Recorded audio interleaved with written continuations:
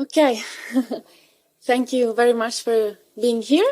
And I'm super happy to be here as well and to present my paper about male unemployment and intimate partner violence in Uganda, which is joint work with Stefano Tripodi, who is at Prometeia. And sorry, I didn't say, I'm Cristina Clerici and I'm from the Stockholm School of Economics. So, okay, yes. So households, as we all know, households in low-income countries are particularly sensitive to adverse economic shocks, which could take different forms. You can think of weather shocks and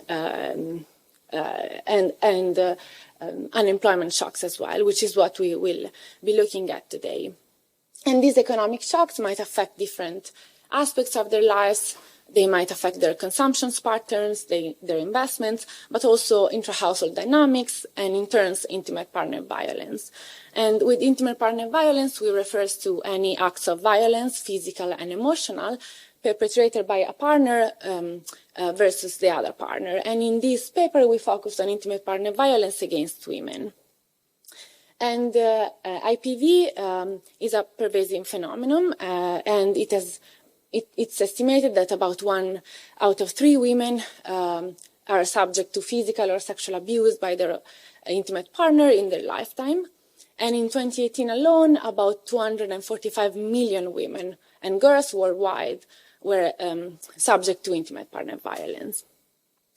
Intimate partner violence, of course, it's a violation of human rights, and we are concerned about that for this to start, but also it has quite important impacts on women's health and labor market outcomes, but also on children's outcomes. And so there are papers showing that children born from women survivors of violence are more likely to die soon, as well as have worse health and school outcomes, and these effects also spill over to their peers. So it's quite important to think about intimate partner violence and ways of tackling this phenomenon. And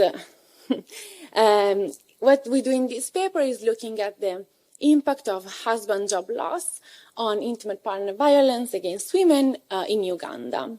And this is a brief summary of what we do in this paper.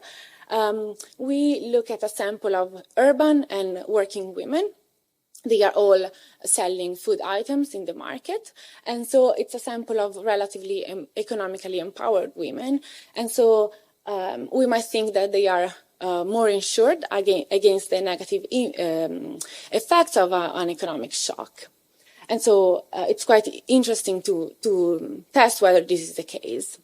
We conduct a phone survey in November 2020, asking these women about their experiences of intimate partner violence in the previous months. And to identify the causal impact of husband job loss on intimate partner violence, we leverage the implementation of the COVID-19 lockdown measures, which were particularly strict in Uganda, and I will get back to that in details, which create exogenous variation in husband's employment status. And we show that physical husband's unemployment increases physical violence, and we consider both acts of beating as well as sexual abuse by 5 percentage points, which is about 45% over the non-affected group mean, the group of women whose husbands didn't lose his job. And we show that the effect is immediate after this economic shock is realized, but it's quite short term. And so it fades out when the shock is absorbed. And so there is quite a bit of literature looking at the relationship between intimate partner violence and economic conditions, as well as shocks. Some of this literature is experimental, looking at cash transfers in randomized controlled trials or evaluating government's programs. And when we look at employment shocks, a good chunk of the papers in the literature looks at the effect of aggregate employment shocks. And there are relatively few papers, as far as I know, looking at the impact of an individual level employment shocks in low-income countries. And this is also because it's very difficult to identify. And there is one recent paper by Kotsadam and Villager where they actually conduct a randomized control trial where they offer jobs to women, but otherwise it's quite complicated to causally identify. And so in this paper, we identified the causal impact of a negative economic shock affecting husbands' employment by leveraging a natural experiment. And we have a quite interesting sample, I argue, of economically empowered women in urban areas. And we also contribute to the body of evidence on the impact of the COVID-19 pandemic and its containment measures on intimate partner violence. And while there are quite a few papers looking at these relations, in this case we isolate a particular measure among all the COVID-19 containment measures, which is affecting employment. The setting is Uganda, and in Uganda about 40% of women in fertile age between 15 and 49 experience intimate partner violence in their lifetime as of 2016 DHS data. And also intimate partner violence is quite accepted by women. And so about 40% of women reported that the husband is justified in beating his wife if she neglects the children, for instance. And in the paper, we also take advantage of data collected by the Statistical Agency of Uganda, and we show that there is a strong correlation between the partner's economic status and experiences of intimate partner violence. And so husbands' unemployment is one of the main reasons reported by women of why they are subject to violence, as well as we show that there is a strong correlation between violence experiences and being married with an extractive partner, so a partner that asks for money when women earn them, as well as there is a relationship between husband's employment status and violence. However, this evidence is correlational. So to come to our causal identification, during the COVID-19 pandemic, Uganda implemented very strict lockdown policies. And it was well reported in the news and in the media that these caused, or I shouldn't say caused, but went in parallel with a rapid surge in the cases of domestic violence, both the ones reported to the police, which are a minority, I would say, and also from anecdotal data. And so we thought to exploit this relationship to as a natural experiment to identify the causal impact of male unemployment. And so to come to what happened in Uganda during the lockdown, so the government imposed very strict containment measures in March 2020, which included very many provisions. The schools were closed, all the gatherings were suspended, and movement was limited, but also there were some restrictions regarding which sectors could continue operate during the lockdown, and so only the essential sectors could continue work, such as the food markets, medical sectors, as well as garbage collections and other essential services. That means that all other sectors, such as constructions, as well as, retail shops and non-food retail shops, were suspended. And we use this to identify, or as a source of exogenous shock to husband's employment. And these measures were in place in April and May, and then they were started to be slowly relaxed in June. And so we consider the lockdown period in our paper as April and May, and March, which is immediately before, is the pre-lockdown period, and then we called the post-lockdown period as August and September, where these provisions were relaxed. And we collected data in August and September. We conducted a listing survey to identify our sample. And then in November, we conducted our main data collection. So the data on intimate partner violence is recall data.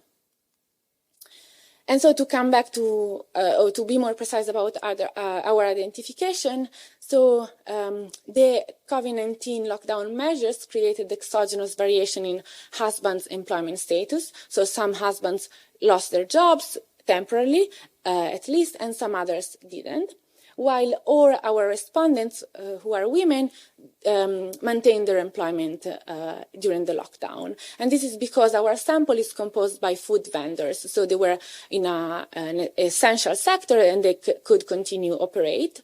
And actually one eligibility criteria was for them to have worked during the lockdown. And so what we do is comparing two groups of women, which we call non-affected women, those women whose husbands didn't lost the job during the lockdown, and affected women whose husbands couldn't work during the lockdown. And so there are two main assumptions related to our identification strategy. One is that there was no anticipation effect, so these restrictions were enacted unexpectedly, and they were effective immediately. So they were announced by a public speech by the president, and then from the following day they were implemented. And at least in Kampala and the surrounding areas, which are urban and very central, Kampala is the capital city, they were implemented very strictly by the police.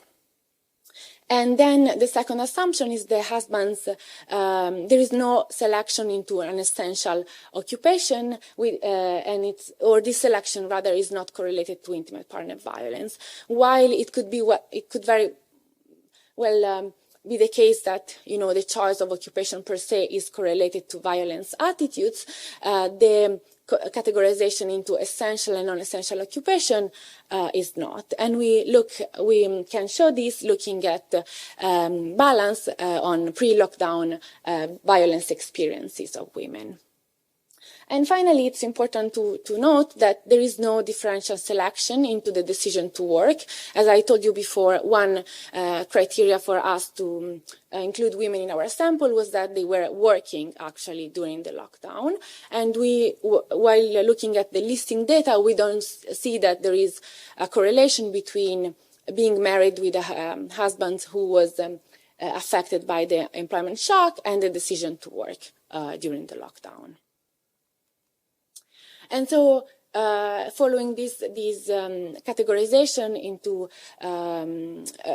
related to the two husbands and sector of employment, we categorized women into non-affected in blue and affected in orange. And these here I'm plotting husband's occupation. And so you can see that mostly the non-affected women's husbands are also food vendors, they are farmers, or they are unemployed, and why there is much more variation into the occupation of the husbands of affected women, who could be motorcycle drivers, as well as construction workers, teachers, and so on. And they all didn't work during the lockdown, or rather were not allowed to work.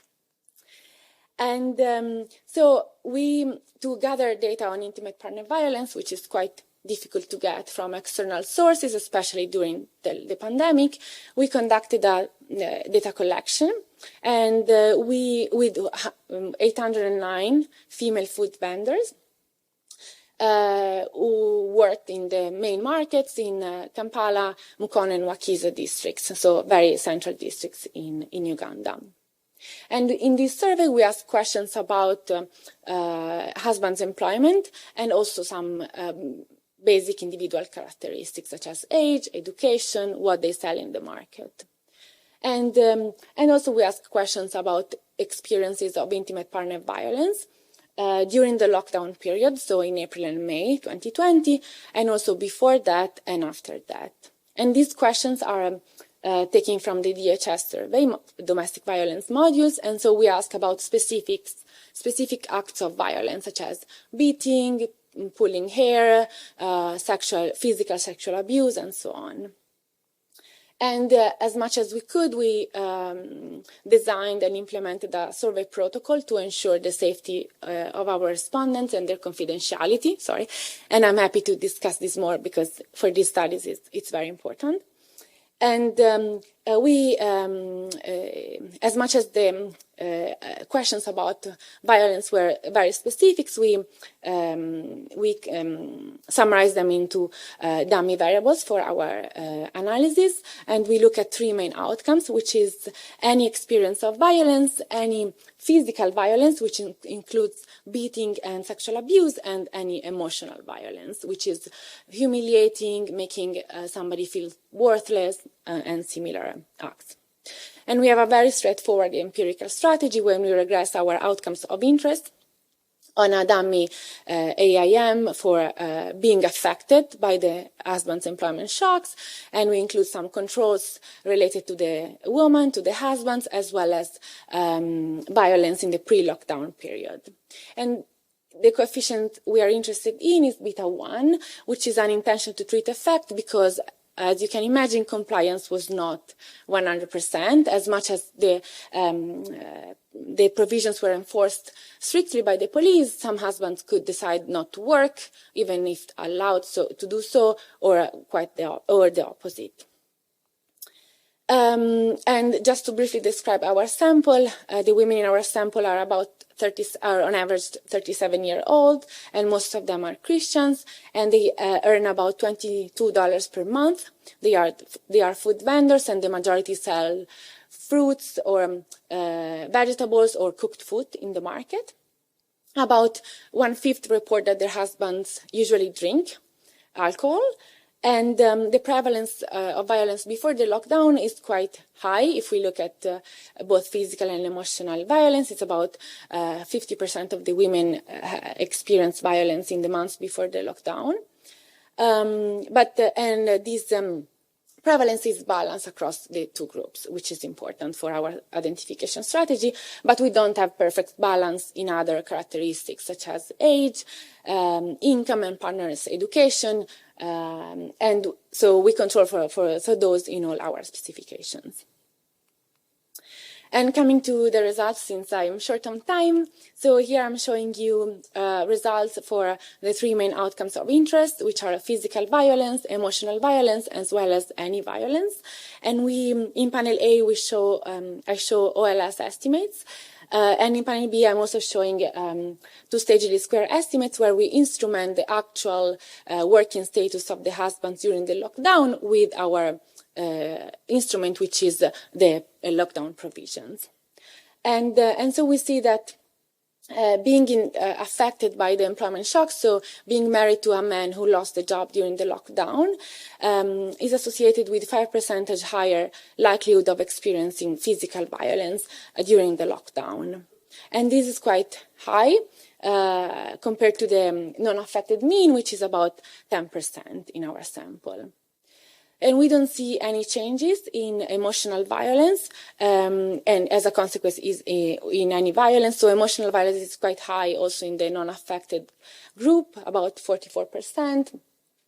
And we don't see any changes, quite a small coefficient. And the two-stage least square estimates are basically the effect of husbands' unemployment on the compliers, and so we interpret them as a rescaling of the main OLS estimates. And I have to say something else, that when we control for the outcome in the pre-lockdown period, I have to specify that this outcome is measured in a more coarse way. So we didn't have the time to ask all the violence questions one by one. And so we only asked women, did you experience any physical violence in the pre-lockdown period? And it's strongly correlated with the violence experience in the lockdown period.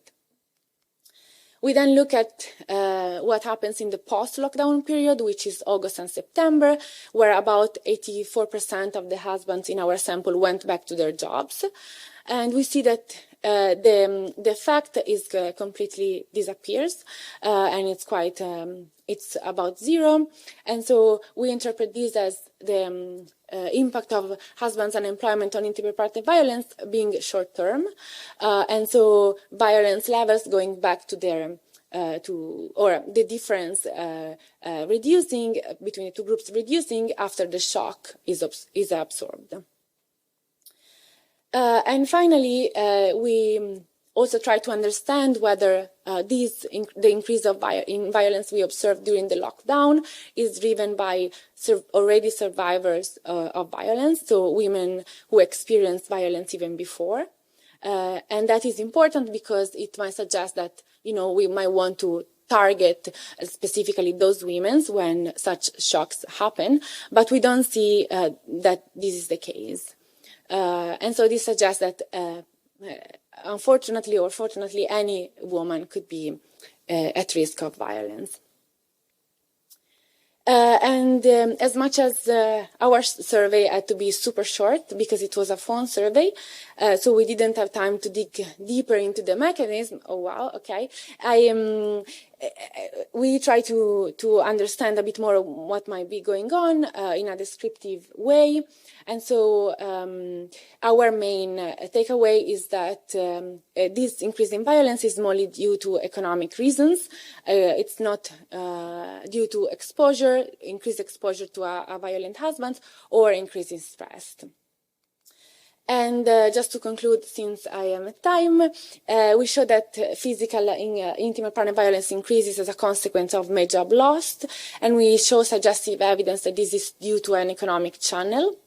And economic empowerment in our sample seems to be not enough to insure women against the adverse effect of this shock, and we should really think about employment shocks and intimate partner violence because they are quite common in low-income countries. In Uganda, the ILO estimates that about 90% of the labor force is in informal jobs with low job protections.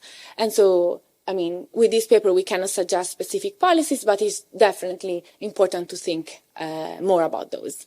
And with this, I thank you very much, and looking forward to your questions. So thank you, Cristina, for your presentation on your paper. I really enjoy reading your paper. I'm really sorry because I didn't make slides, but we can discuss of your paper later if you want.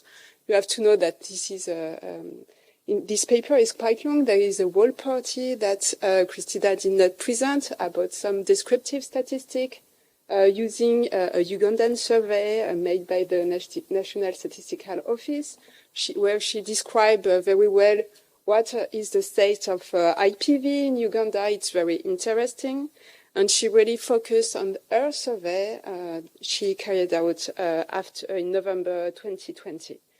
So I really enjoyed the literature review and the fact that you did your best to describe the channel through which unemployment could lead to an increase of violence for some women.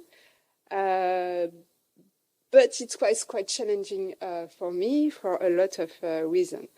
I have to say that it is always difficult to comment a paper that rely on a survey because the survey is done. So you cannot add additional data to turn question in a different way. So I feel quite uncomfortable.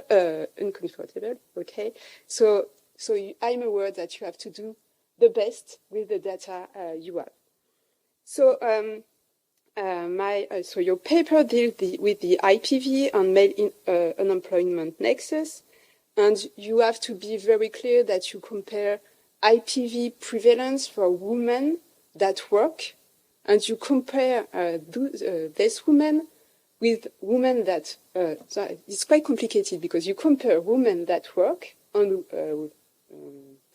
her husband work too, okay, two women who works but whose husband doesn't work, and that is the right comparison, and it's allow you to identify the role of job loss for men on IPV. So it is really the thing you want to measure, and it's not easy. You could not do it in another way with observational data, survey data, I'm sorry. So your main finding is that women living with a partner who don't work because of COVID, are more victims of physical violence than women who work but who live with husbands that still work during the COVID. Okay, so that is your result. And you show that this result is driven by rape, and that it is not driven by past violence. In fact, that COVID created new victims of intimate partner violence, and that is I think it's a major finding of your study. And you also show that this violence don't last in time. It's only temporary. Okay, to do this, you use a survey, and it is a phone survey, and it is a survey that that asks women about the behavior of their husbands, the current behavior, but also the past behavior.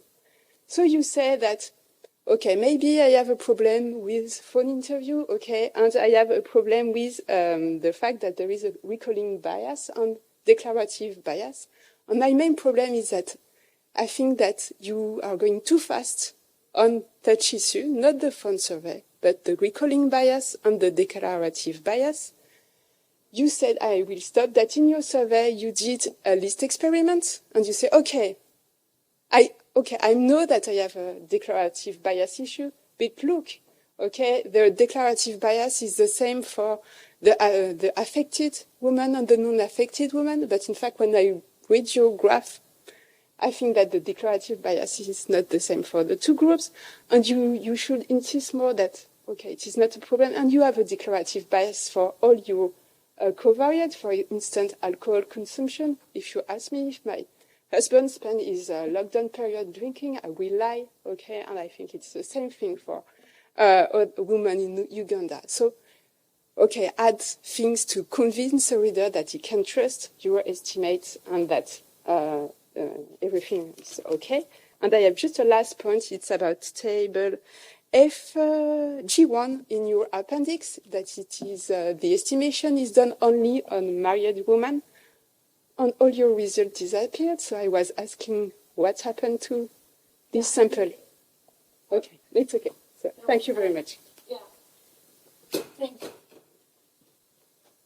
Thank you so much for your comments, and I definitely share your concern about recall bias and declarative bias, or recall issues rather. I don't think that they would be differential, or I don't expect to be differential between women married to a husband who lost or didn't lose the job.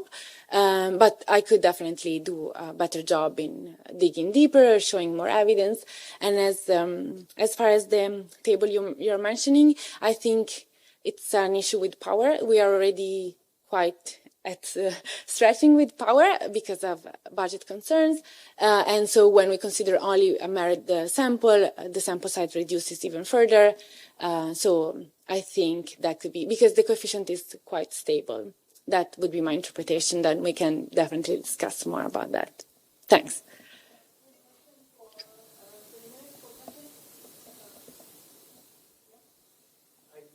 Hi.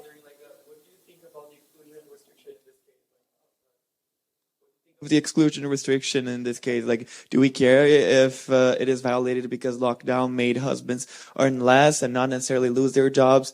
Do we also care if it also affected women's earnings? Because if we think like the exclusion restriction would be such that your instrument does not affect your outcome, if not through your endogenous variable, but in this case, the COVID shock might have affected. If we live in a world where when women make less, they have less bargaining power, so IPV is higher, this could be a violation. Or what are your thoughts? Yeah, no, definitely. I agree with you that the lockdown measures as a whole impacted everybody and through many channels. I argue that these specific provisions of the lockdown measures affecting employment status, I don't see how it would impact violence through our other channels, since all our women are working. And there is variation in exogenous variation, I argue, in husband's employment status. But definitely the lockdown as a whole is a compounding shock, which affected many things. So I agree with you on that. Yeah, thanks. Thank you, Cristina. Super interesting. So, yeah, so the lockdown is a specific shock, as you just said, right? So I'm wondering about the external validity of your finding in terms of, any unemployment spell. Yeah. Of course, you can imagine that women have less access to services, survivor services. So yeah, I'm wondering whether, you can have any information on that in your data, like access to services for survivors, etc. Thank you. Yeah, thank you. So unfortunately not. So the survey was super short. It was 20 minutes at most. And so we couldn't ask many questions about that. We did, however, if the women were asking for additional help, we would provide referrals. That is an aside. But definitely it's a very specific shock. And also urban Uganda, it's a very specific context when speaking to other Ugandans. They were telling us that in the north, there are norms that could imply that beating is actually considered in a positive way by women. So I hope also in the paper I make clear that extrapolation of these results to broader context should be done carefully. So I agree with your concern. Thanks. Yeah, thank you so much. Okay, hello everyone. I am Emmanuelle Lavallée, and I am going to present you an ongoing paper written with my colleague Olivia Bertelli, Thomas Calvo, Marion Mercier, and Sandrine Meslip-Somp. It is the first time I present this paper, and it is the first time this paper is presented outside Paris. So be kind, please. So this paper deals with gender-based violence in Africa. As you may know, gender-based violence in Africa are widespread. African countries report the highest prevalence rate of violence against women in terms of intimate partner violence, child marriage, female genital mutilation. And this paper starts with two simple observations. The first one is that we need more and more reliable data on gender-based violence. As you know, gender-based violence are sensitive issues, and people may lie when they are asked directly about their view, their experience, or their practices of GBV. The second concern is that men are missing in GBV studies, and as far as declarative bias are studied, the studies are carried out overwhelmingly with women samples. So what we do in this paper, we did a list experiment among a sample of men in Bamako, in the capital city of Mali, and we have three aims. The first one is to provide accurate measure of prevalence rates of various gender-based violence. Attitude and uses by men. We want to estimate response bias. And last, we want to investigate whether this response bias vary according to respondent characteristics. So we ask men about their attitude toward gender-based violence and about their attitude on a wide range of gender-based violence. We ask them about women financial autonomy, child marriage, wife genital cutting, daughter genital cutting, and wife beating. And we also ask them about their violence practices towards women, whether they are emotional, physical, or sexual. So I want to say a few words about our context. Our context is Bamako, the capital city of Mali. And Mali is one of the worst countries in the world for women. There is no law against domestic violence, the legal age of marriage, and there is no law against female genital mutilation. The legal age of marriage is 16 for girls and 18 for men. And according to the latest DHS data, almost one woman out of two has been victim of GBV in her lifetime. Female genital mutilation rate spike at 90%, and girl marriage is really widespread. There is also an issue with the acceptance of such practice in the population of Mali. Discriminatory gender norms are really widely accepted by the society, and according to UN data, almost 80% of women justify wife beating, and it is the highest, the second highest rate in the world after Afghanistan. So what we find in this list experiment, in fact, we have two main findings. The first one concerns men attitude. In fact, we find that men justification of violence toward women is really large, even in a list experiments. We find also that men's answer to standard direct question about IPV and FMG suffer from significant response bias. In fact, respondents underreport IPV justification, and they massively overreport their support for FMG for wife and daughter. And here the declarative bias is almost 25 percentage points for wife excision and 90% for daughter excision, which is a really huge declarative bias. We find also that response bias is almost homogeneous in the study population. That's quite robust findings. And last, concerning men's behavior, we find again high prevalence rate in the LE list experiments.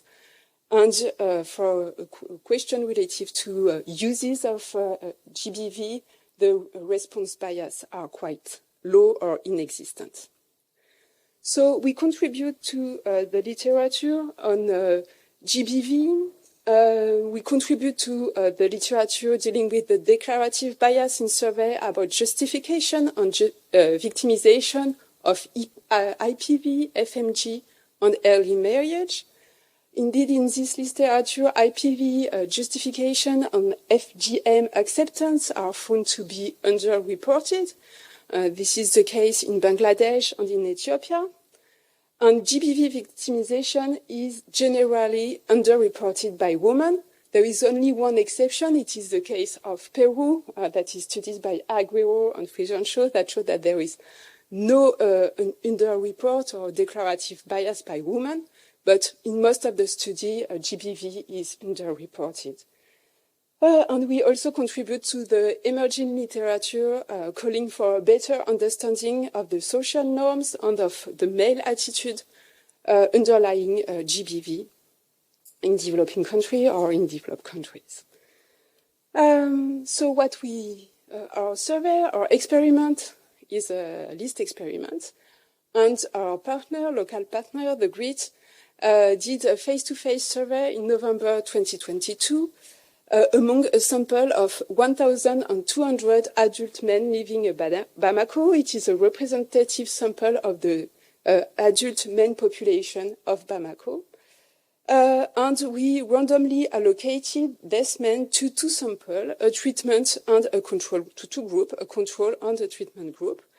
In the control group, men were asked to answer to a list of G items.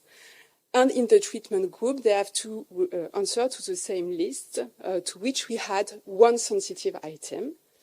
And in the control group, we asked men to answer directly to the sensitive item in the form of a direct yes-no question. So thanks to this protocol, we are able to compute two prevalence rates, one thanks to the LE and one thanks to the direct questioning, and we will be able to compare them and then to study declarative bias. So I'm going on with our list experiment. So this is a standard, an example of a question of a list for the treatment group, and this is the same list with the same baseline item for the control group, and the men had to answer to the sensitive item directly. Okay, so we have 8 sensitive items. 3 of them deal with the use of gender-based violence. It's about wife beating, humiliation, and rape. And we have 5 items concerning support for GBV. It's about wife financial autonomy, female genital cutting, and early marriage, and IPV. So when we are working, when we are doing a list experiment, we want our list experiment to work, and the list experiment rests on the assumption of no design and effect and no layer. And the design effect arises when respondents answer differently to the risk according to their treatment status. And the no layer hypothesis is related when respondents underreport the number of items they agreed with in the list. And this could give rise to a floor or a ceiling effect. And floor and ceiling effect will underestimate the LE prevalence rate.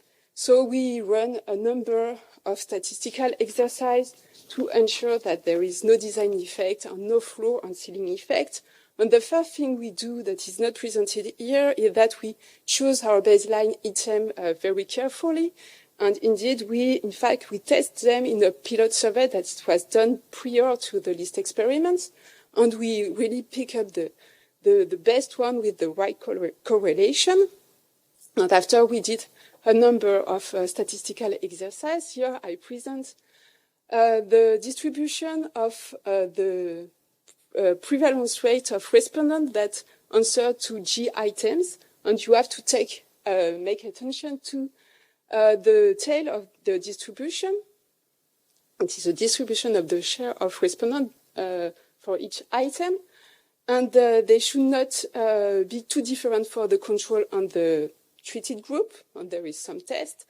So here you don't. Here it seems it's okay, and our results are comparable to other studies using list experiment. We have one concern. It is the list 7. It is about daughter excision, where we might have a floor effect that will lead to an underestimation of our prevalence rate in the LE.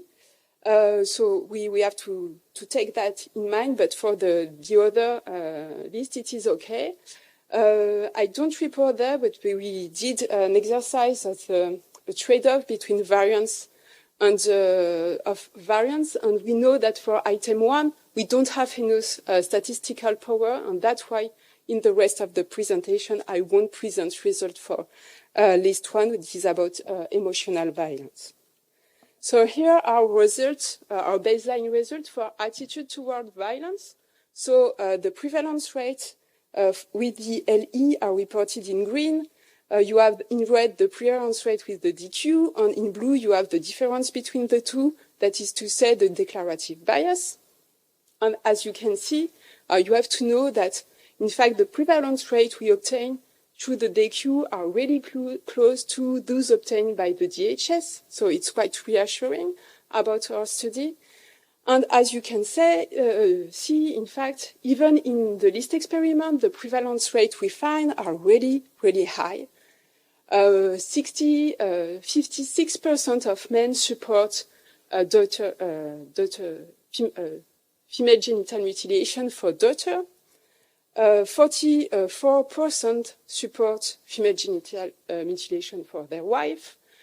42% support IPV, and more than a third of the men population approve child marriage and agree with husband control over his wife's monetary resources. Okay, that's the first result is this large prevalence rate. The second result is that there are declarative bias for questions related to FMG and IPV, but not for a question related to wife financial autonomy and early marriage. And as you can see, this declarative bias can be quite high, and it is the case for female genital mutilation. For wife of genital mutilation, this declarative bias is almost 25 percentage points, and it is 90% for daughter genital mutilation. For IPV, so for female genital mutilation, men tend to over-report their support for such practice when asked directly. For IPV, it is the contrary. Men tend to under-report their support for IPV, and the declarative bias is about 8 percentage points. Okay. Then we investigate whether such response bias change according to respondent characteristics, and we choose 3 dimensions of heterogeneity: education, age, and belonging to a high FMG prevalence rate.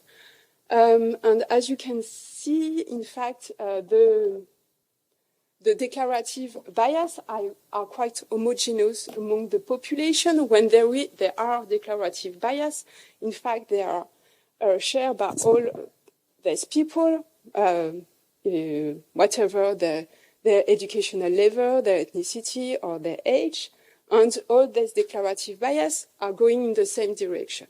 There is only one exception to this result. It is the uneducated male. In fact, uneducated male tend to under-report their support for IPV and husband monetary control when they are directly asked. And we wanted to know not why, but how it could be traduced in the LE prevalence rate. And you can notice that such men, so men that are not that have not a secondary education level, they report higher, they exhibit higher prevalence rate for such IPV attitude in our sample. So let's turn to the use of violence by men.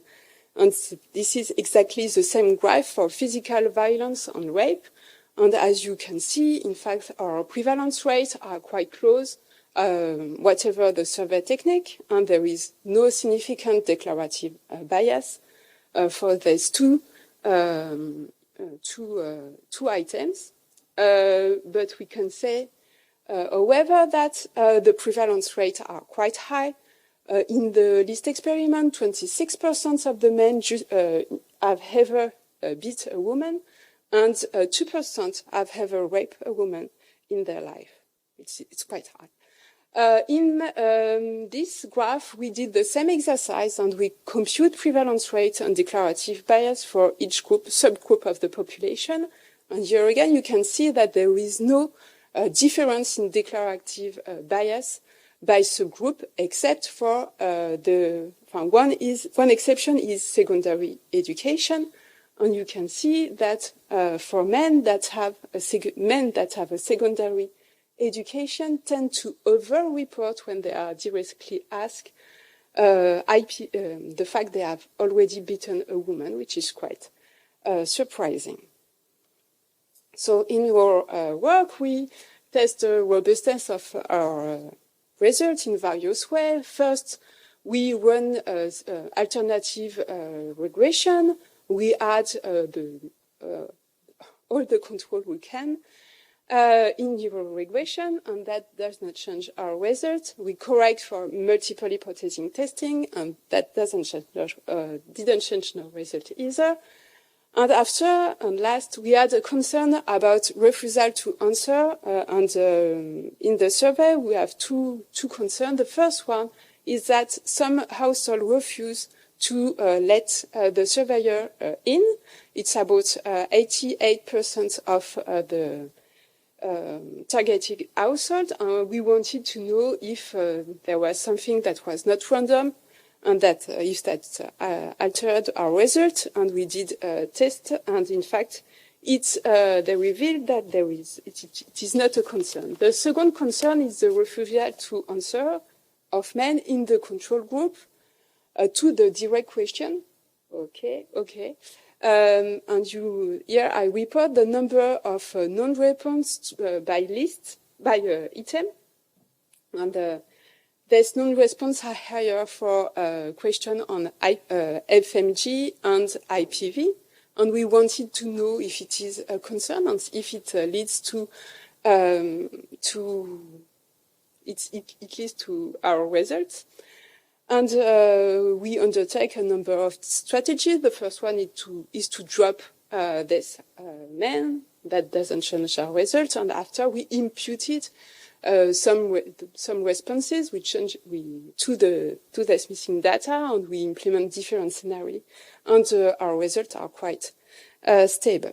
So just to conclude, because it is the end, so this paper, we show that using a list experiment, that GBV justification and uses are very widespread in Bamako, by men in Bamako, and we find that there are declarative bias in direct reporting of attitude toward GBV. Men over-report support for female genital mutilation of wife and daughter by 90 and 25 percentage points, and that men under-report support for IPV.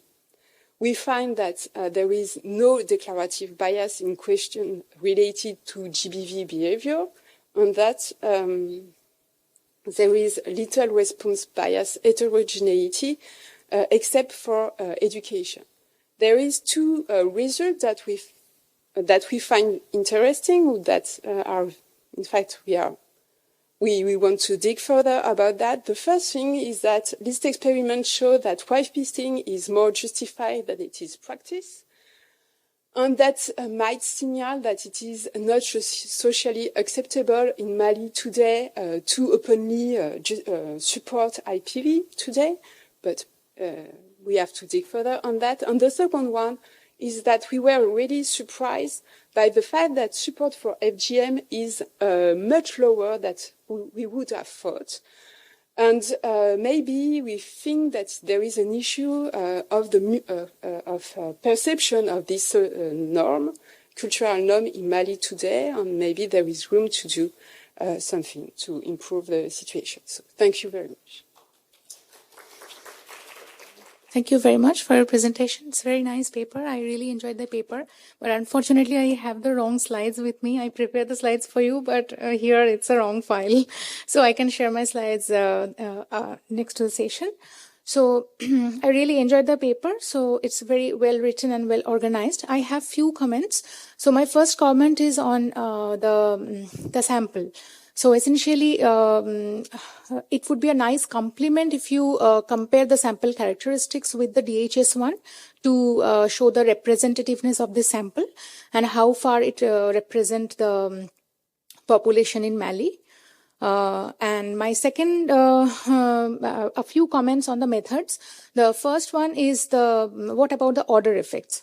So how the order of the sensitive items were set, because if generally it's desirable if the order is set randomly, but if not, then the sensitive item could be set at the end. So in some questions, I have seen that the sensitive items were asked in the second or as third questions. So some explanations about that would be helpful. And the third is the direct question was asked to the control group. Is that right? So, yeah. So that could have some additional designing effect. So, how to deal with that? So, once you ask the question to the control group, it might alter the control group's response to the control items.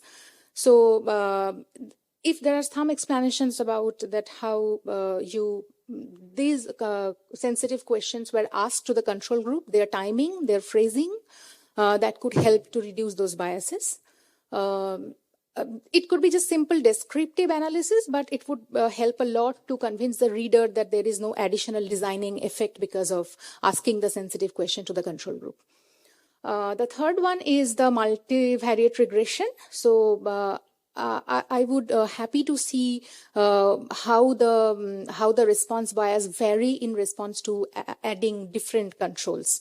For example, in other paper, you could see that they add norms-related questions. For example, whether the husband experienced intimate partner violence, exposed to violence from part of their parents, or which are available in DHS data.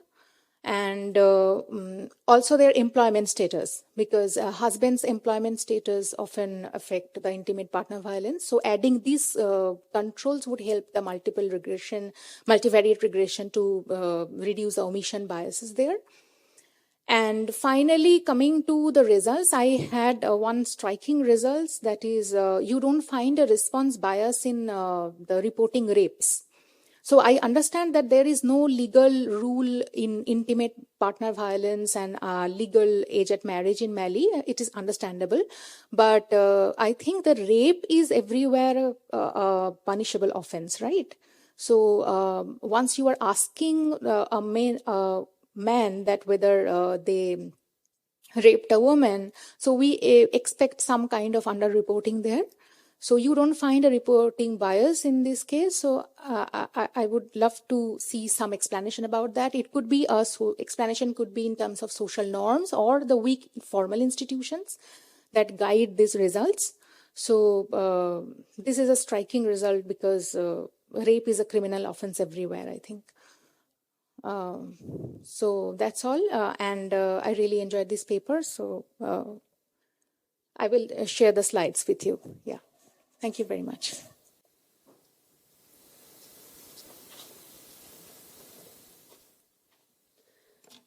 So thank you very much for your comments. So the first comment is about the sample. So in fact, we use the census data we stratify. In fact, we have the sample is representative of the adult main population of Bamako in terms of age. And I don't remember the other one, but it is representative. That's it. It was done at the beginning to be representative of the population. The order of the sensitive item, I really thank you for this point because, in fact, I don't remember we did things about that. The sensitive item is not always at the end of the list. I don't remember exactly how we did, if it is random or if I don't remember, but we did, and we forget that in the paper, so thank you very much.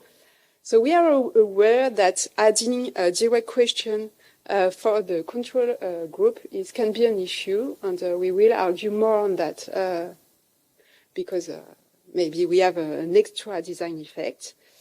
We don't have a lot of additional controls because, in fact, we use all the one we have in our survey. So we are limited on that point. And as regards rape, so we have to take this result with caution because, in fact, the incidence of rape is illegal first, and the incidence of rape is really low. And if we wanted to have a declarative bias, in fact, our sample is too little. Okay, we would need for a 2% prevalence rate, we would have need a greater sample, and we don't have. So.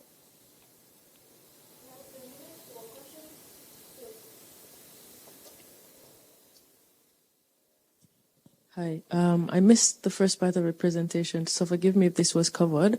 But one of the takeaways is that FGM is less prevalent than commonly thought.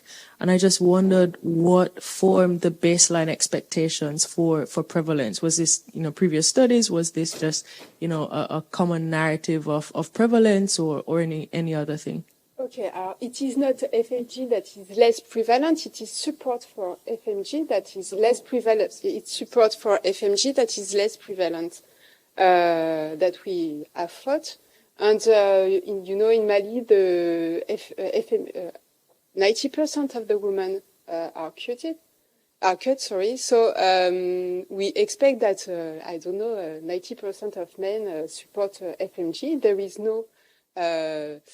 There is no other study on that issue, and we were really convinced to find something higher, at least higher than what we find in the list experiment. That is to say, 55 and 45% of support among the male population. Okay.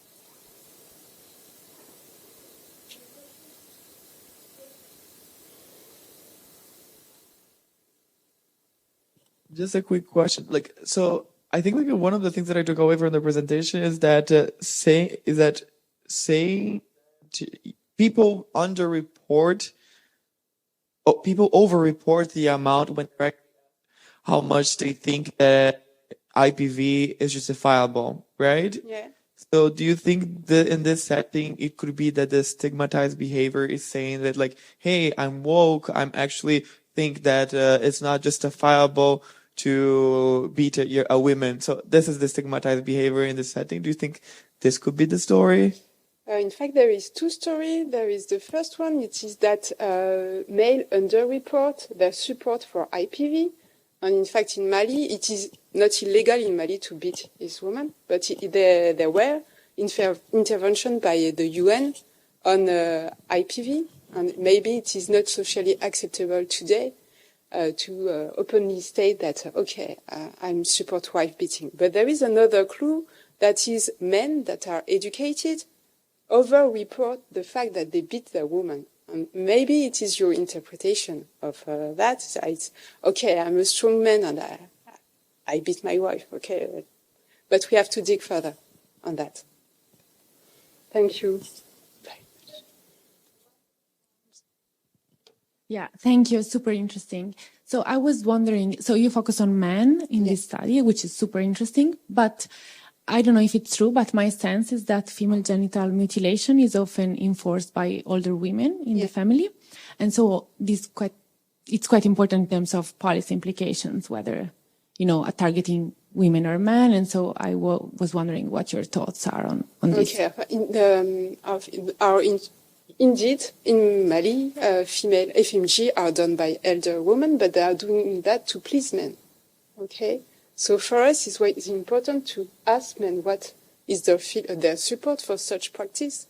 And after, maybe we didn't think we will find such result, but maybe if an elder man knows that, in fact, this practice is not, is not supported a lot by men, maybe they will change their practice. Thanks.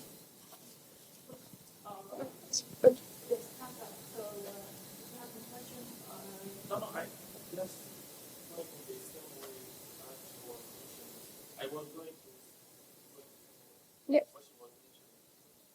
So, yeah. No. It's okay. No, I was saying that, as she mentioned, that if you think of human mutilation in the case of Mali, it is mostly practiced by women and not men. Yeah. It seems that it's an activity that the men, I don't think they have something to say on that. So asking questions to men on what they think on that, maybe you may also have to see what the women are, their perception on that also. Because most of the time, these kind of practices are done only by women. The men didn't intervene on that. Yeah, no, I agree with you. I completely. I know that this is done by women, but this is done by women. My point, it is done by women for men. Okay, and if men disagree, maybe I don't know. We wanted to know what is the support of men for such practices, and that's new. That's a new way to deal with such issue. I think it's also interesting to have the opinion of men on such practices. Thank you so much. Hello, everyone. Thank you very much for having me, and it's my pleasure to be here, and I welcome you all. So, I'm Tista Mukherjee from University of Göttingen. I'm doing my postdoctoral researcher there, and it's a part of my PhD thesis that I'm going to present today, and it's a joint work with my supervisor from the University of Calcutta, India. So, in this paper, we ask a very unique research question that whether non-partner sexual violence outside home reinforces the traditional institution of son preference within families in India. So the motivation of this study is as follows.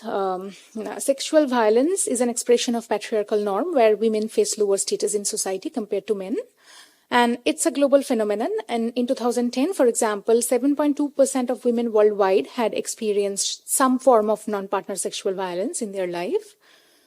It's a growing concern in India, and we all are aware of the fact that India is going through a rape pandemic where in every 20 minutes a woman somewhere is raped in India. The child rape cases have increased by 336% in last 10 years. And in New Delhi, in a survey, 95% of young women stated that they felt unsafe in public places.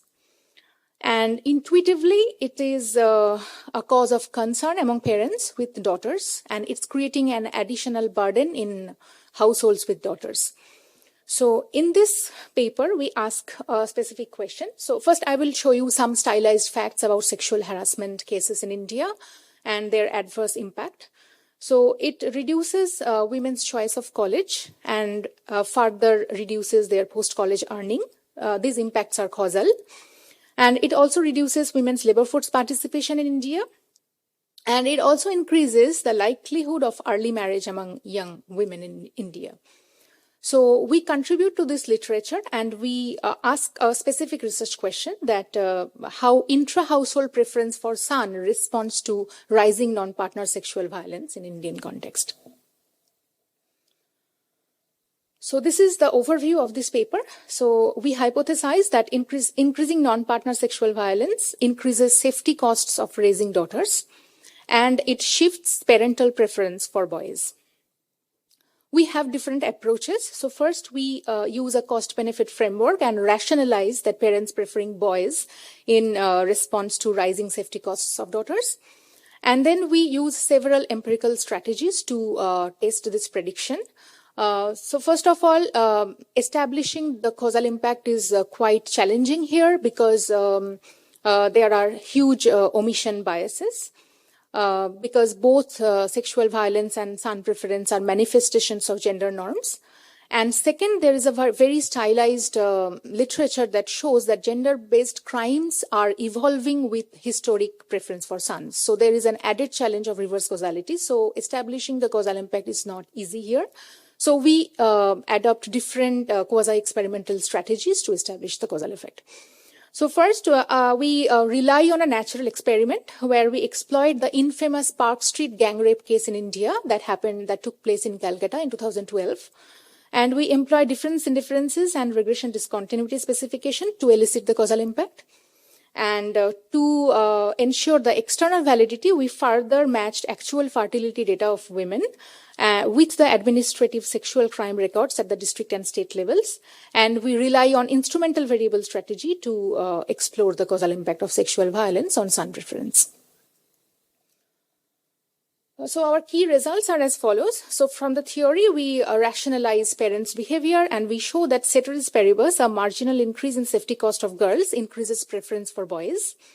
And our evidence suggests that there is a positive causal impact of Park Street gang rape case on intra-household reported son preference among women from West Bengal, the treated women. And we also find the mechanism that increasing fear of sexual violence within neighborhood partly drives this phenomenon. And finally, we show that rising sexual crimes in a region motivates revealed son-preferring behaviors, that is, the male-biased births within family. So our paper contributes to the existing literature in several ways. So first, we underline the role of sexual violence, which is an added cultural constraint against women in India and in many developing countries as a causal factor of son preference. The other well-documented cultural forces are dowry, patriarchality, old age security. And we also show that how the causation goes from the other way in the short run, because there is a stylized evidence that rising crimes against women are the long-term consequence of son preference. But we show that in the short run, there is a reversal of causation. And we rely on various novel approach. We apply the quasi-experimental techniques and difference indifference and instrumental variable approach to establish the causal effect. And finally, we come up with a very straightforward policy choice where ensuring women's safety outside home could reduce gender bias within families. So this is the contribution of this paper. And this is the outline. First, I will briefly talk about the analytical framework. Then I will briefly discuss the two kind of complementary estimation strategies and the results, and then followed by the concluding remarks. So we have a unitary household model where parents optimally chooses the number of preferred boys and girls. So these are the notations we use. NM and NF be the number of desired sons and daughters. N to the power beta is the intrinsic benefit from having children, which is child's identity neutral. So essentially, it reflects the emotional satisfaction from having children. And we assume that beta less than 1, which is simply the diminishing marginal utility assumption, where the first child delivers the highest emotional satisfaction. And we also have the pecuniary benefit component where parents expect some financial returns from their children in future. And we assume that alpha M is the share of male children's income that parents expect in the future, and alpha F be the share for the girls. And we could safely assume here that alpha M is greater than alpha M because, alpha M is greater than alpha F because we are considering a patrilocal society where women are not expected to live with parents once they get married. So we assume alpha M is greater than alpha F. And there are cost components as well. So C greater than 0 is the gender neutral expected costs of raising children.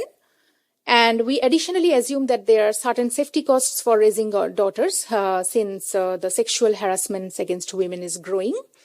And this is reflected by the parameter theta, which is greater than 1. And we could imagine the several costs of sexual harassment. One is the monetary costs that typically include the arrangements to monitor the child. And there are psychological costs that include anxiety and fear, which is large in societies where the purity of women's body is highly prized. And finally, similar to Baker and Lewis, we assume the interdependent marginal costs of raising children. So based on these assumptions, here is our the unitary model of household maximization. The net utility is defined as follows. And we have the simple, we equalize marginal benefit and costs to get the optimal number of preferred boys and girls. So here, the parameter restrictions given by equation 6 shows that there would be a positive number of boys and girls that parent want in equilibrium. So essentially, NM star and NF star are positive when the parameter restrictions in equation 6 are satisfied. And finally, we come up to the comparative static where with simple rearrangements, we show that NM star is a function of theta, that is the sexual harassment. And if the condition 6 holds, we easily show that NF star is strictly decreasing in theta. And similarly, when condition 6 holds, we show that NM star is strictly increasing in theta. And based on these two lemmas, we come up with our main prediction of the model. So the rising safety costs of daughters motivates intra-household preference for sons, given by the conventional measure where preference for son is the ratio of number of optimal number of desired boys to the total number of preferred kids. So this is a key prediction we are going to test here. And now our first estimation strategy is natural experiment. So this is the study background. Since 2010 to 20, India witnessed some of the worst rape cases in the country's history. And we exploit one such locality-specific exogenous crime shock. Essentially, we explored the Park Street gang rape case that took place in Calcutta in 2012, which is one of the most horrific Indian rape cases that shook the entire state of West Bengal. So India also experienced some other rape cases during that time window. So specifically the Nirbhaya gang rape case, that was the most horrific Indian rape cases. But unfortunately, we don't use this as our context of the natural experiment because there is huge spillover effect of this impact of this case, and it's a nationwide story, so it's very difficult to define a proper treatment group based on the Nirbhaya case. That's why we went for a local crime shock and to define the treatment and control group clearly. So we employ two sources of variations using data from Indian Human Development Survey, and based on the one variation is based on the respondent's state of residence during the interview. And the second source of variation is the temporal variation, that is that comes from the randomly assigned enumeration date of each survey participant. So the treatment group consists of married women living in the state of West Bengal at the time of the survey, and the control group are the married women from the other states from the same age cohort. So we use two outcomes. One is the conventional retrospective measure, which suffers from some drawbacks, particularly the rationalization bias, and we address it. And we also use, that's why we also use a prospective measure. That's a forward-looking measure of son preference, which asks each respondent to state the gender preference for the next birth. So this is an innovative measure, and which is free from rationalization biases and many other drawbacks of the retrospective measure.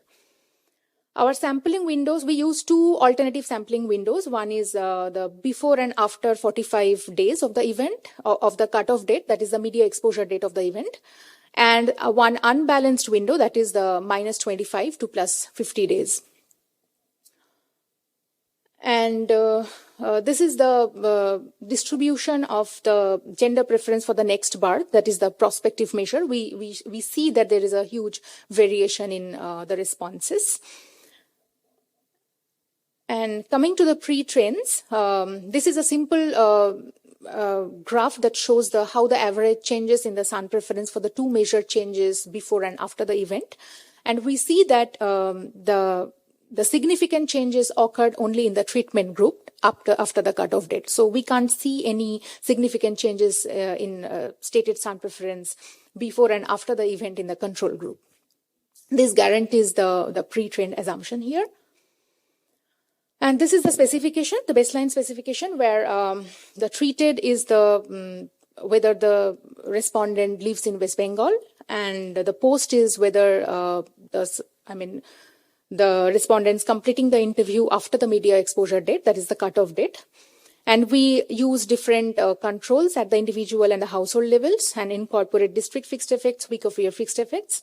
And the parameter of interest is phi3 here. That gives us the causal impact of the Park Street gang rape case on stated son preference. These are the results. So the panel A shows the results for the retrospective measure, where the panel B shows the results for the prospective measure. And for both outcome, with and without controlling for other factors, we find a significant positive causal impact of the Park Street gang rape case on the reported son preference, and which hold for both bandwidths.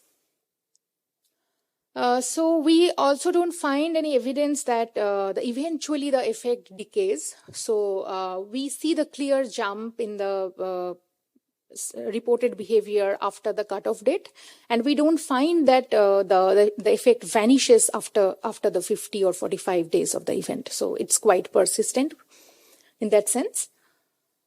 We have some additional results that are in the paper. So we provide various sensitivity checks with adding controls with different samples of states. And we formally perform the trend analysis with difference in different specification, and which are in the paper. Finally, we show that there is a structural break in West Bengal. To prove this, we use a regression discontinuity framework in time, where time is the forcing variable. So this is our specification. We incorporate the quadratic terms. And the parameter ρ4 is the parameter of interest that shows the structural break in reported behavior within West Bengal after the Park Street rape case. And we also test the RD covariate test, which is the underlying assumption of the RD estimates, where the other covariants are moving continuously at the cutoff date. So we provide the test for that. So this is our result with respect to the RD models. We see that with and without controlling, there are significant structural break in reported son preference after the rape case. And finally, we extract the mechanism where we expect the psychological costs of raising daughters would be higher, and IHDS gives us a unique opportunity to test that.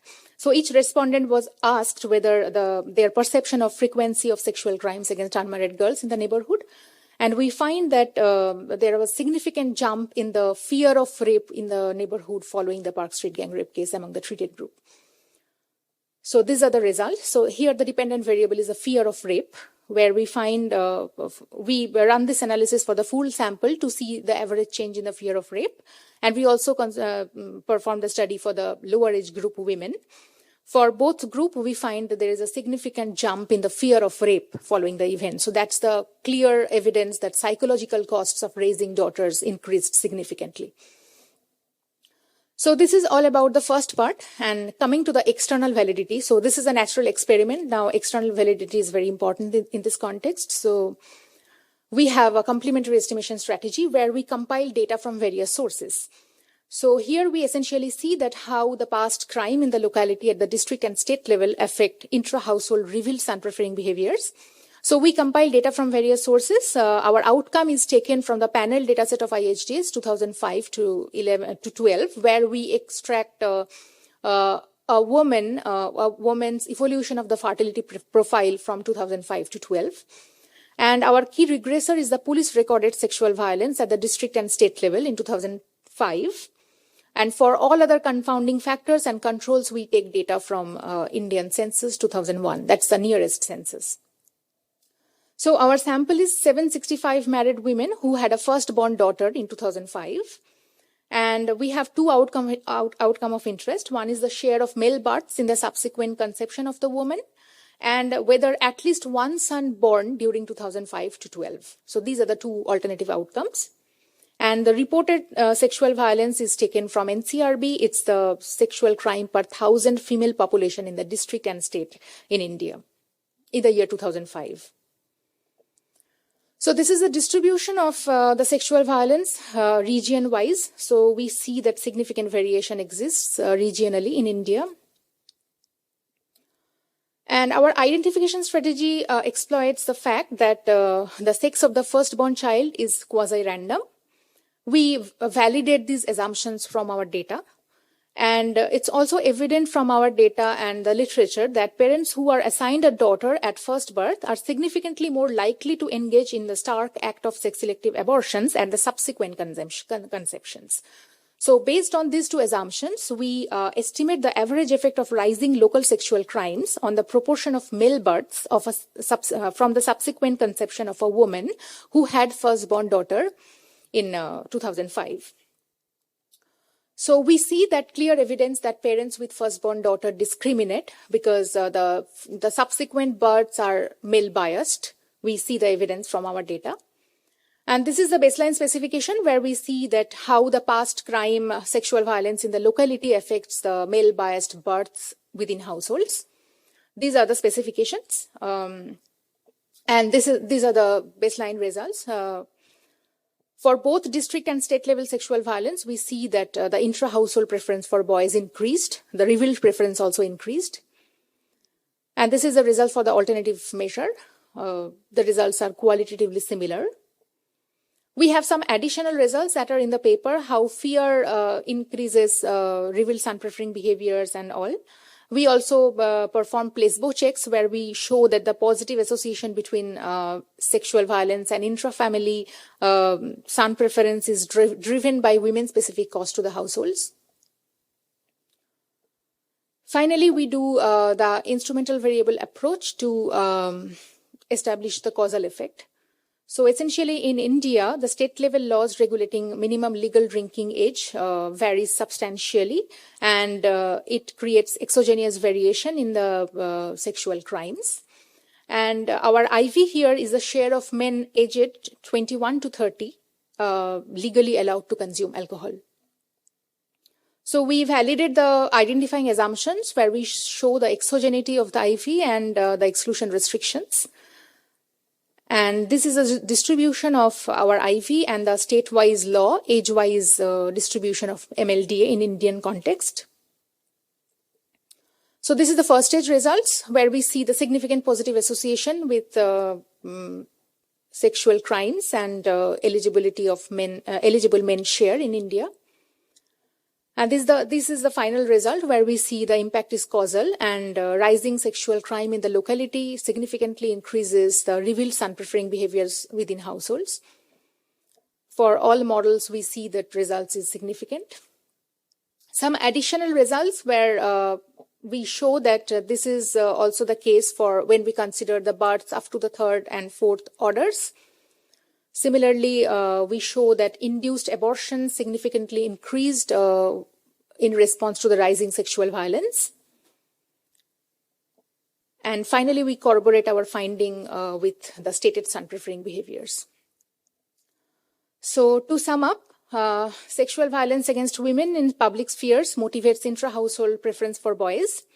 The result is partly driven by increasing perceived safety cost of daughters. And finally, we show that intra-household revealed son-preferring behavior increases in response to rising sexual violence in the locality. And our study have very straightforward policy implication, where women's safety outside home can reduce gender-biased preference within households. So thank you very much. The detailed discussions could be seen in the paper. Thank you very much. Okay, thank you so much for educating us about the sexual violence issue in India. I suppose that is a very serious issue, right? And I see that your paper has been improved a lot compared to the draft that you sent me earlier. So maybe that my comment is not that important to you, but it's like, let's start with your contribution. So you argue that sexual violence would be one of the determinants for the son preference in India.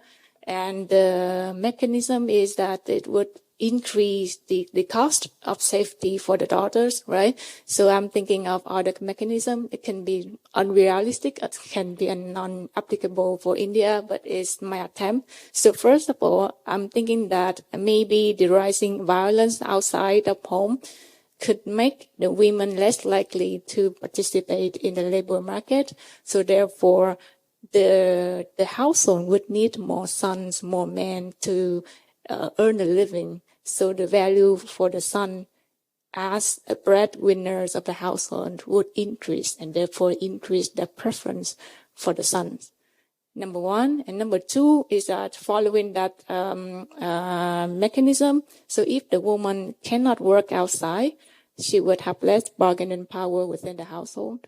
And therefore, there are some studies that talk about the stated son preference of a woman can be influenced by the preference of her husband and her in-law family. So it depends on the bargaining power of each family within the household. So therefore, your stated preference answer can be is not reflection of the woman herself, but it is a reflection of the preference from her family and her spouses. Okay. And the last mechanism I can think of, it can lead to endogenous marriage. So when considering that a woman living in more violence era, she can be more, she can prefer to marry with more masculine men, for example, or she would prefer to live in a bigger household that can support her. And that can lead to the influence to her stated son violence of preference as well. So these are the three mechanisms that I can think of. And others, let me check the time. I'm out of time. And others concern regarding your identification strategy. So you have been explaining very well about why do you use the Park Street gang rape instead of the December 2012 incident. So it's I don't have any comments on that, but there is a paper that using that incident at the district level. So they construct an exposure index. And they do not implement the different strategy, but instead they're using that continuous index to measure the exposure of the district. So let's take a look at the paper, and it's just something to consider about. And I'm thinking that I'm running out of time, so having the audience having some questions for Tisha. Is there any question for Tisha?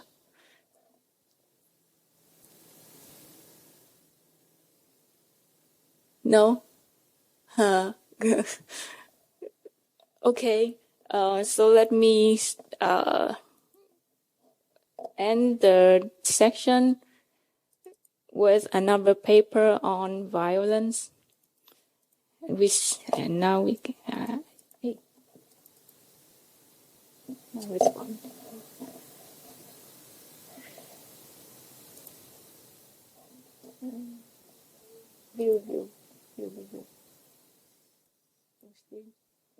Okay, so this is the last paper on violence against women in Africa.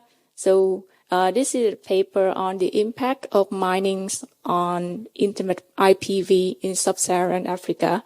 And my name is An. I'm from Cornell University, and this is the paper co-authored with my colleagues, also from Cornell, Sangun Chak.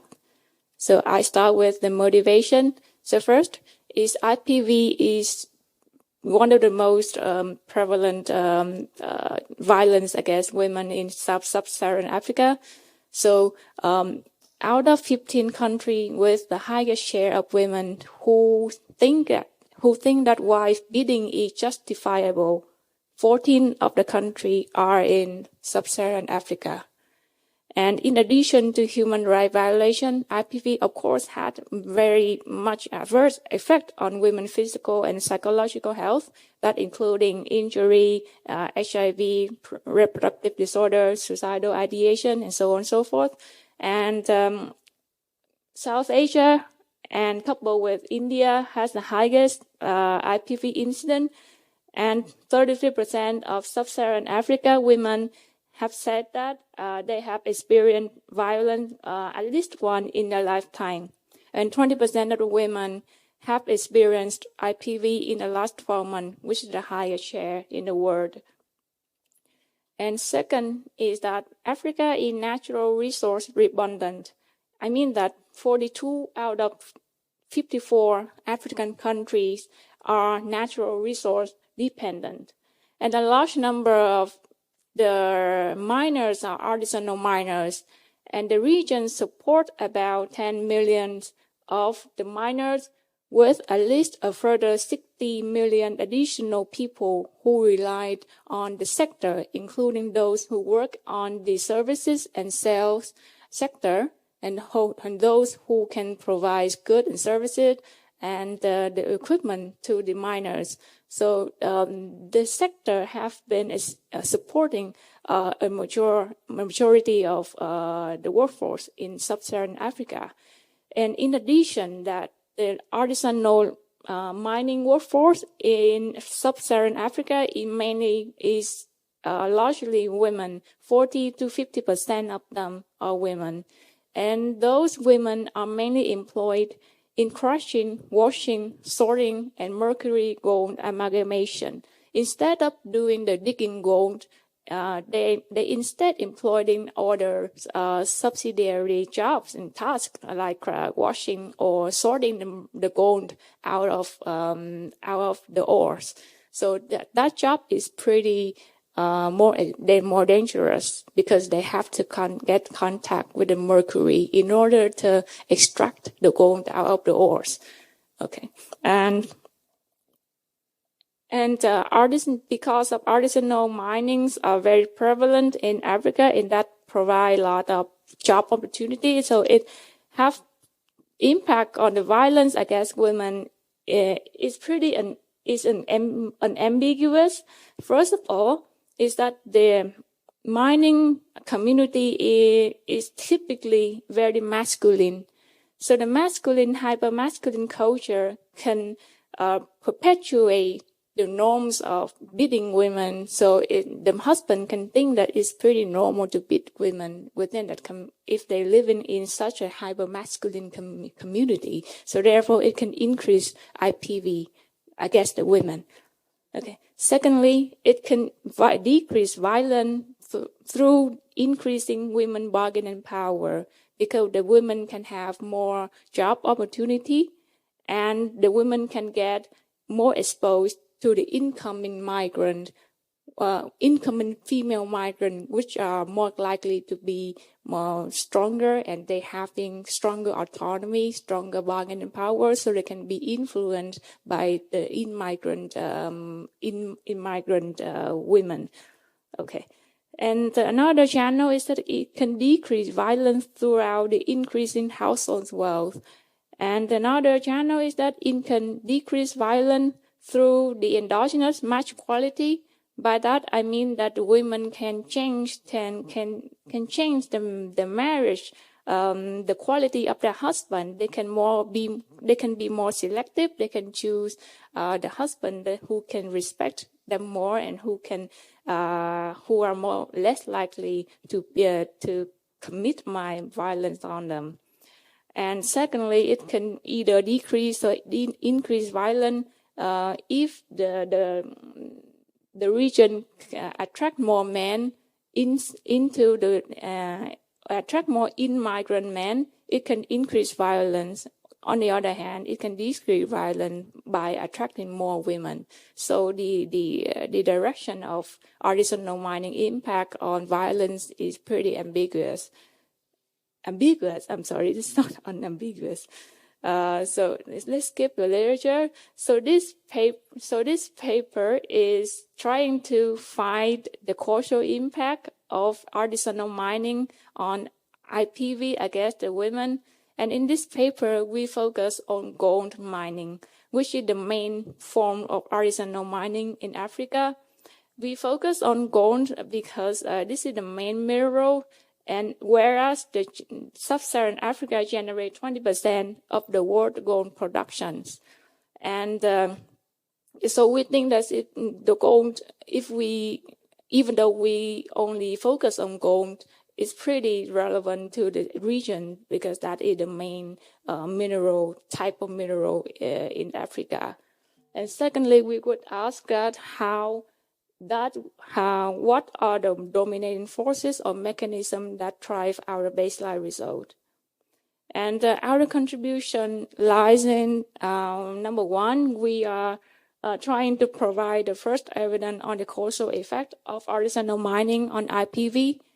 And secondly, we will present a novel result on the persistence of impact of mining on the IPV to provide a new insight on the dynamic effect in the long run.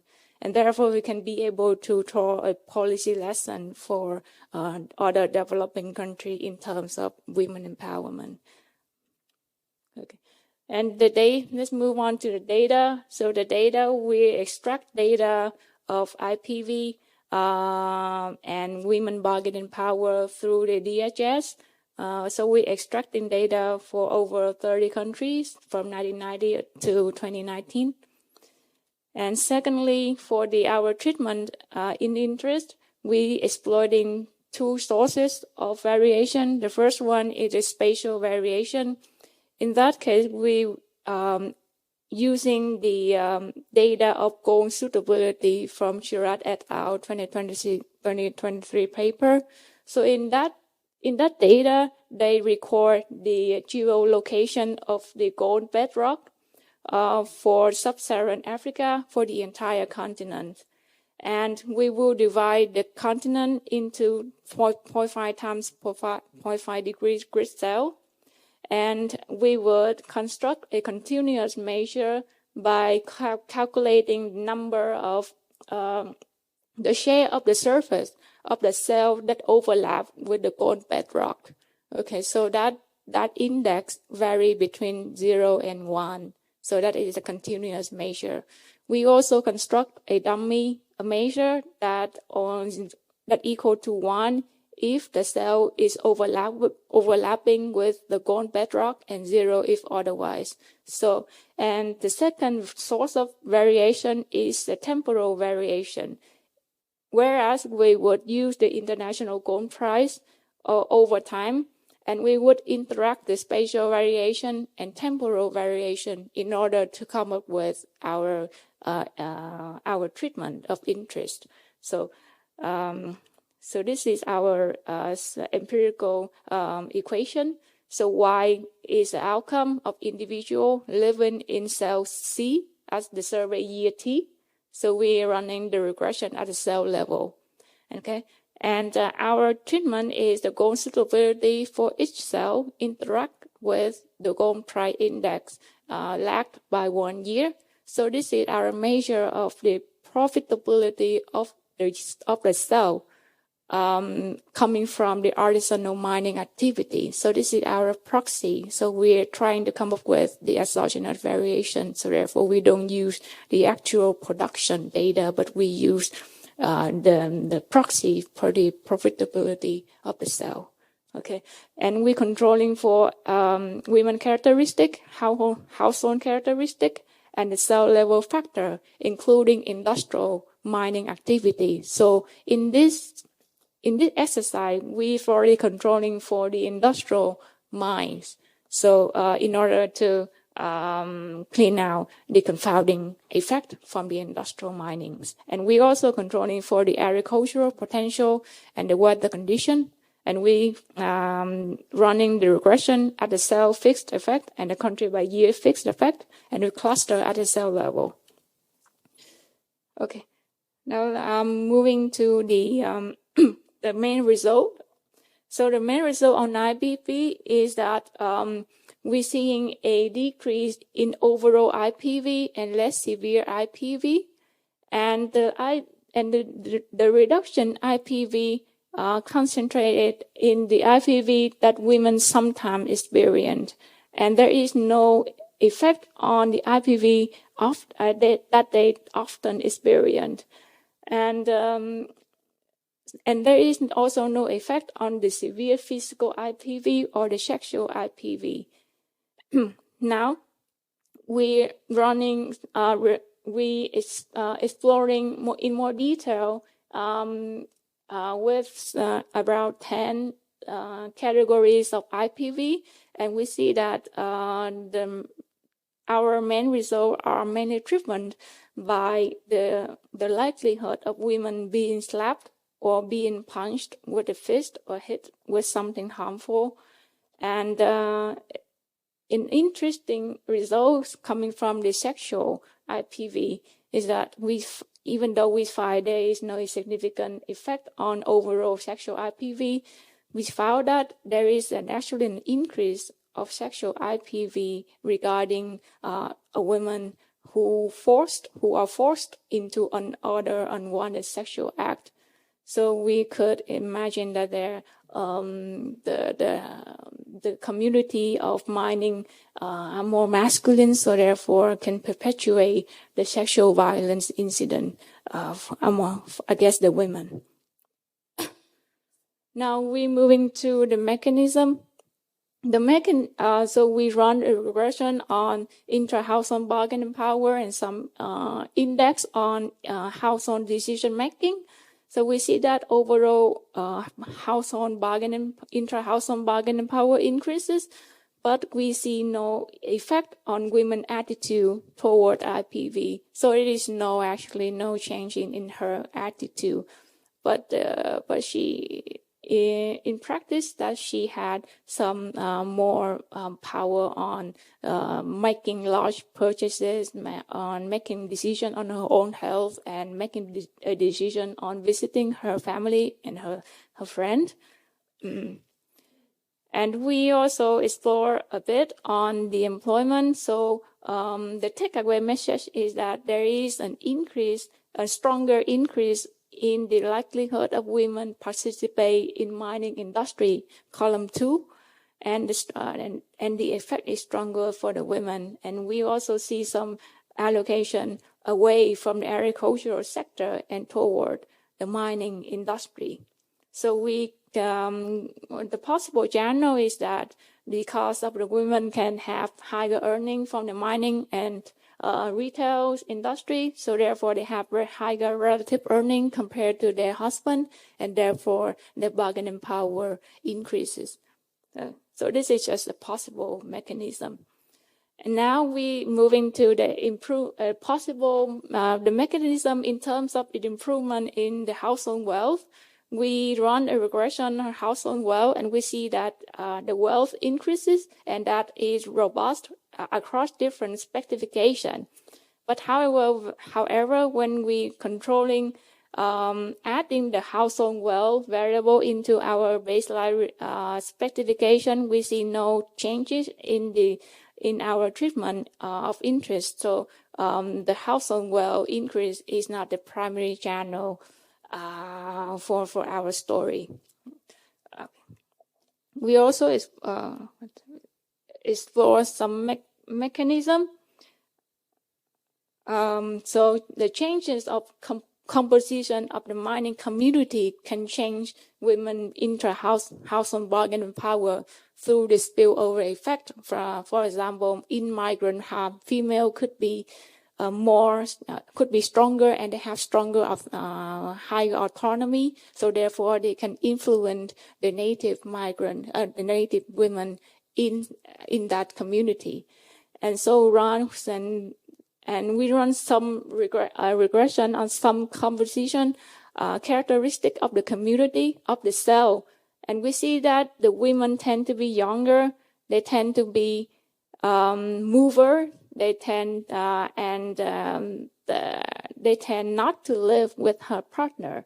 But in overall, the estimate are not significant. So we want to focus on column 2, non-mover. So this is a question in the DHS asking that whether you are born in that community or whether you are the immigrant, and they asking how many years have you been staying in that community. So we can be able to look a little bit deeper, and we see that there is an significant increase in the newly settled migrant women, which is those who live in the cell for less than 1 year. But we see that there is still a positive effect for more settled women, but the estimate is not significant anymore. Okay. Now we have some heterogeneity analysis, and the takeaway message is that the effect on IPV concentrate in rural areas and concentrate among the young women who are 15 to 25, 26 to 35 years old, and there is no effect on the older age group. Okay, and the last exercise is the persistent effect. So in this exercise, we decided to run a regression on the longer prior lag. So in our baseline, we interact the goal suitability of the cell with the 1 year lag.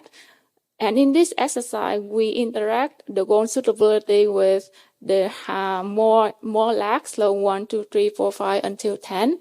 And we see that the IPV, so the second column, the IPV the reduction in IPV tend to persist in the longer terms. And for this less severe physical IPV. And for the sexual IPV, we see that initially sexual IPV decreases a little bit, but then if you're running for the larger lag, for the higher lag, we see that there actually an increase of the sexual IPV. So in our next draft, we're trying to reconcile this result. So this is our work in progress.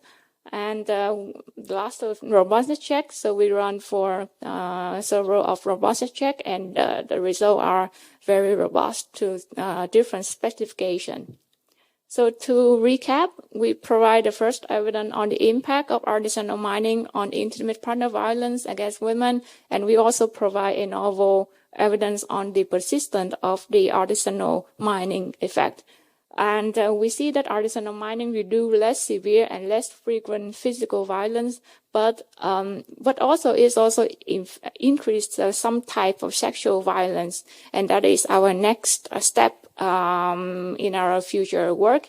We're trying to figure out what is the possible mechanism for that increase in sexual violence, and I think that's it. Thank you so much for paying attention, and I'm looking forward to your comments and feedback. Thanks. Thank you very much. It's a very interesting paper. I really liked it. And I really like, so now you presented it in a different structure from what I read in the paper.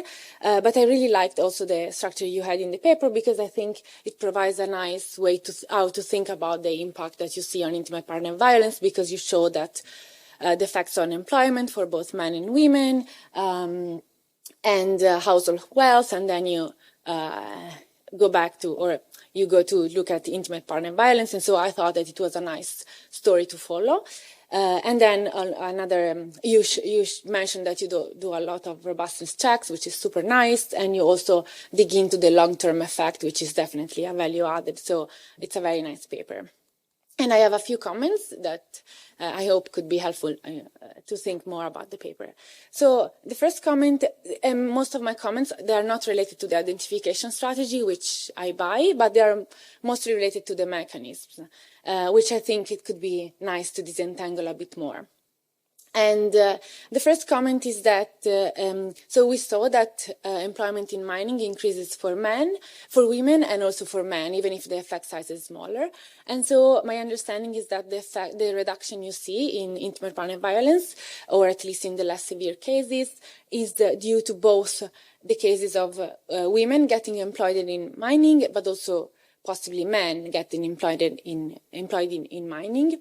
And so I was wondering if there is something you could do to disentangle whether, which is prevailing, and or in which cases doing some heterogeneity.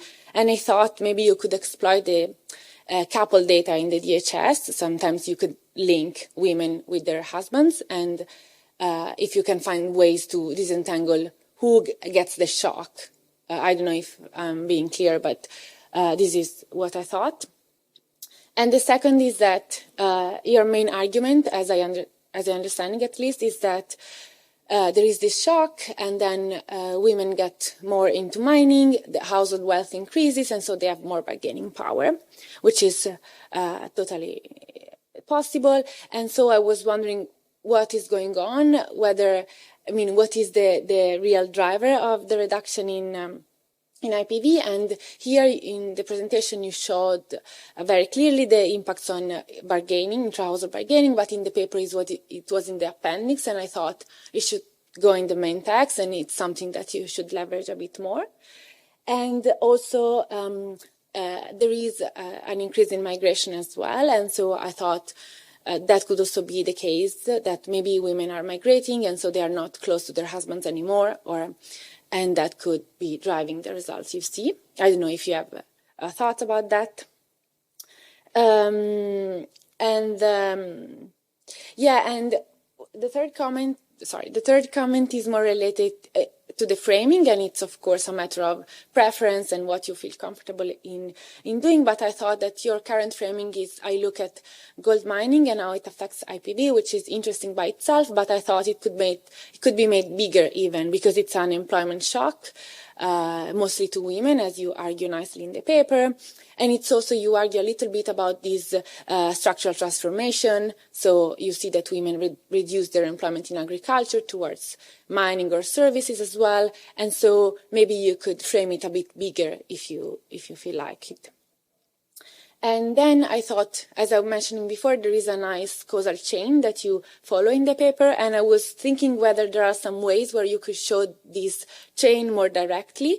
I was thinking whether you could use your shock, so the interaction between gold suitability and the price shock, as an instrument for women employment. Of course, there are some issues to think about, like we mentioned migration, the fact that husbands are affected as well, but maybe if there is something you can think about to really show how, there is this link between employment shock and IPV more directly. And then you look at household wealth, because DHS, they don't have income data, but household wealth is something a bit more, I would say, long-term. The change in household health would be a bit longer term, and I think it would be nice to look more into income and whether maybe you can take a country case as an example and have data on income and see the effect there, and that would be nice. I think there are some papers looking at gold mining in a specific state, so I think you would have variation. Yeah, that's it. Then I have some minor comments, but I'm happy to share the slides with you. But very nice work. Thank you. Thank you. I just want to have some quick response to your comments. So, because of the DHS is not suitable for studying employment, so we realize that. So we're trying to reframe our structure of a paper now, and we decide not to emphasize too much on the employment mechanism, because we would need the labor force survey, for example, to examine the income mechanism, for example. So therefore, we're trying to explore other mechanisms like sexual incoming migrant or endogenous marriage, quality, for example. So that's why you see that the slide is pretty different from the draft that we sent you. And yeah, thank you so much for your other comments, and especially the household wealth in the longer terms. We can run in a more lag of the gold price, like we did in the persistent plot. And yeah. And your comments on that the women are not likely to live with her husband, so therefore it decreased IPV. So that is very mechanic, right? So it's not really increasing their bargaining power, but because that they are not living with her husband anymore. So this is also what we're trying to fight to fight in our future work. So thank you so much for your comments. And is there any other questions or concerns?